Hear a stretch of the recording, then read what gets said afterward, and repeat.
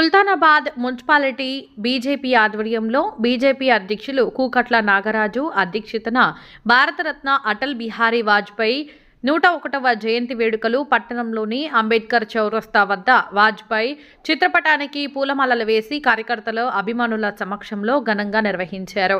ఈ కార్యక్రమానికి ముఖ్య అతిథిగా జిల్లా అధ్యక్షులు కర్రే సంజీవారెడ్డి, నాయకులు నల్లా మనోహర్ రెడ్డి పాల్గొన్నారు.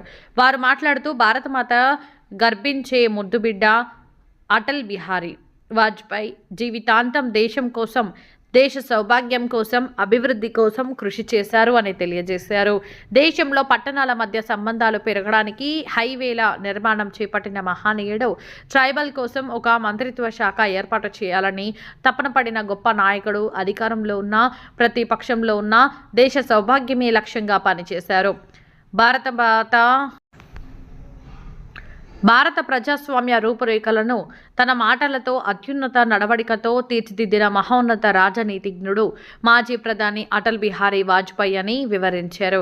ఈ కార్యక్రమంలో బీజేపీ జిల్లా ఉపాధ్యక్షులు సౌదరి మహేందర్ యాదవ్, జిల్లా కోశాధికారి కామని రాజేంద్ర ప్రసాద్, కార్యదర్శి వేగోలపు శ్రీనివాస్ గౌడ్, సామాజిక నాయకులు ఏగోలపు సదయ్య గౌడ్, పట్టణ మహిళా మోర్చా అధ్యక్షురాలు మాటూరి లత, బీజేపీ పట్టణ ఉపాధ్యక్షులు గజబింకర్ పవన్, యనగందుల సతీష్, ఎలవేని తిరుపతి, భూసారపు సంపత్, ప్రధాన కార్యదర్శి కందునూరి కుమార్, బుర్రా సతీష్ గౌడ్, ఓబీసీ మోర్చా అధ్యక్షులు శ్రీ గిరి సుధాకర్, ఎల్లంకి రాజు, వలస సాయి కిరణ్ రెడ్డి తదితరులు అధిక సంఖ్యలో పాల్గొన్నారు.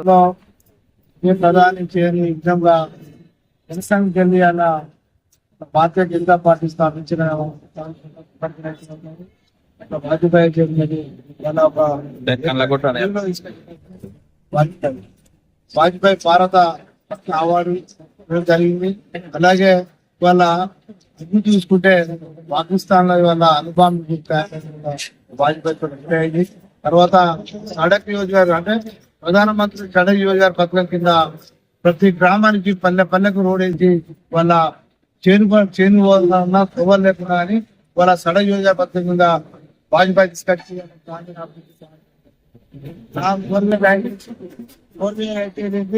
నేషనల్ హైవేలు అయితే ఉన్నది. ఇవన్నీ వాజ్పేయి గారి అలా అఖండంగా అలా భారత ప్రధానిగా ఉండి వాళ్ళ దేశ అభివృద్ధి గురించి ఉంటుంది. అలా మనకు వాజ్పేయి గారు చేసిన కాబట్టి అలా జయంతి సందర్భంగా అందరం స్పీడ్ పంపిణీ కార్యక్రమం కాంగ్రెస్ పార్టీకి ప్రత్యామ్నాయంగా భారతదేశ చరిత్రలో ఒక పేరు నిలిచిపోతుంది. చరిత్ర రోజు ఆ పేరు బిహారీ వాజ్పేయి గారు.